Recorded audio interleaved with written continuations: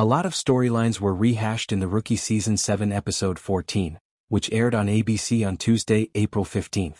Celina confronts the host after learning that her sister's death is being covered by a well-known true crime podcast. Tim gets a threatening message in the interim, which prompts a dark web investigation. Mad About Murder also sees the reappearance of Malvado, the hitman Bailey told about the whereabouts of her violent ex-husband. At the end of the episode, Malvado is shot and murdered, despite Nolan and Bailey's concerns that he may divulge her secret. Because the death was intended to help Bailey deal with her trauma, showrunner Alexi Hawley affirms that it is intended to conclude the narrative. He goes on to add, though, that if the proper chance arises in the future, the plot might be revisited. It all began with discussions about true crime podcasts as a phenomena, in general, and it was clear that Celina's case was the most recent and appropriate for it. There are a few articles regarding the topic of true crime that have conventions and all, and they can somehow provide stories new perspectives. Serial was undoubtedly among the first to do so, but there are other issues such as how much of it feels exploitative versus useful. Having said that, it seemed like a pretty good story idea to look into Celina's ongoing coping mechanisms after what happened to her sister. This episode you also brought back Malvado, who was shot and killed. Does this imply that Bailey's secret is secure and that the plot is finished, or could it reappear in the future? I think it's well sealed off in my mind unless something intriguing comes up.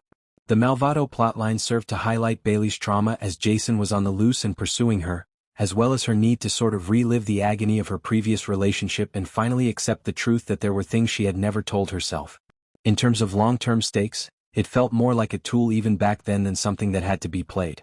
Although I believe it has mostly fulfilled its function, we may have a moment in the writer's room during the upcoming season where we think, oh well, we could go here with it. However, for the time being, I found the most intriguing aspect of it to be what it did to her and her relationship with Nolan. In order to maybe reunite with Tim, Lucy is taking the sergeant's exam. Are their careers keeping them apart after everything that has transpired? Does it still stem from her inability to forgive him? What do you think is currently their biggest obstacle? Alexi Hawley, both, I believe. To be honest, when we started the season, we were quite concerned about the consequences of the split and made sure that the harm was genuine. We wanted to illustrate how it affected Lucy emotionally and how Tim realized that he had to punish himself by hurting the person he loved the most, which was essentially an indication that he needed to do some work. The friendship between Tim and Angela comes up again in that conversation.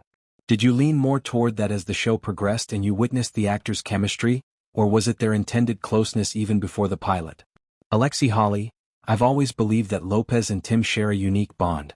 Collectively they were rookies. And you think, oh yeah, let's lean into that, when you see the actors together after casting a program.